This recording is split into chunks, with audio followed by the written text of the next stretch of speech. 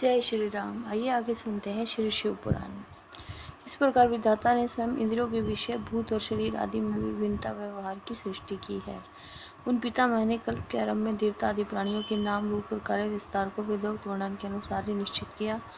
ऋषियों के नाम और जीविका साधक कर्म भी उन्होंने वेदों के अनुसार ही निर्दिष्ट किए। अपनी रात व्यतीत होने पर अजन्मा ब्रह्मा ने संरचित प्राणियों को वे ही नाम और कर्म दिए जो पूर्व काल में उन्हें प्राप्त थे। जिस प्रकार भिन्न भिन्न ऋतुओं के पुनः पुनः आने पर उनके चिन्ह और नाम रूप आदि पूर्ववत रहते हैं, उसी प्रकार युगादि काल में भी उनके पूर्व भाव ही दृष्टिगोचर होते हैं। इस प्रकार स्वयंभू ब्रह्मा जी की लोक सृष्टि उन्हीं के विभिन्न अंगों से प्रकट हुई है। महत से लेकर विशेष पर्यंत सब कुछ प्रकृति का विकार है। यह प्राकृत जगत चंद्रमा और सूर्य की प्रभा से उद्भासित, ग्रह और नक्षत्रों से मंडित, नदियों, पर्वतों और समुद्रों से अलंकृत और भांति भांति के रमणीय नगरों और समृद्धशाली जनपदों से सुशोभित है। इसी को ब्रह्मा जी का वन या ब्रह्म वृक्ष कहते हैं। इस ब्रह्मवन में अव्यक्त व सर्वज्ञ ब्रह्मा विचरते हैं। यह सनातन ब्रह्म वृक्ष अव्यक्त रूप के बीच से प्रकट और ईश्वर के अनुग्रह पर स्थित है। बुद्धि इसका तना और बड़ी बड़ी डालियां हैं। इंद्रियां भीतर के खोखले हैं। महाभूत इसकी सीमा है। विशेष पदार्थ इसके निर्मल पत्ते हैं। धर्म और अधर्म इसके सुंदर फूल हैं।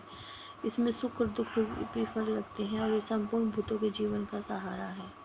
ब्राह्मण लोग लोग को इसका मस्तक, आकाश को नाभि, चंद्रमा और सूर्य को नेत्र, दिशाओं को कान और पृथ्वी को उनके पैर बताते हैं। वे अचिंत्य स्वरूप महेश्वर ही सब भूतों के निर्माता हैं। उनके मुख से ब्राह्मण प्रकट हुए हैं। क्षत्रियों की उत्पत्ति भी हुई है और वैश्य और शूद्र भी उत्पन्न हुए हैं। इस प्रकार उनके अंगों से संपूर्ण वर्णों का प्रादुर्भाव हुआ है। इस पूरे वायव्य संहिता के संक्षिप्त शिव पुराण के अंतर्गत जो आता है, उसमें भगवान शिव को असंख्य सूर्यों के समान तेज और अनंत बताया गया है और उनको नमस्कार किया गया है। उनको विग्रह वाले भव देवता कहा गया है और रस स्वरूप कहकर नमस्कार किया गया है। नंदी और सुरभि कामधेनु को कहते हैं। ये दोनों भी रुद्र के ही स्वरूप हैं। इन्हें पृथ्वी रूपधारी कहकर नमस्कार किया गया है। स्पर्श में वायु रूप वाले भी कहकर इनको नमस्कार किया गया है। वसुधा रूपधारी ईश कहकर इनको नमस्कार किया गया है और अत्यंत तेजस्वी अग्नि रूपधारी पशुपति को नमस्कार किया गया है। शब्द तन्मात्रा से युक्त आकाश रूपधारी भीमदेव को भी नमस्कार किया गया है।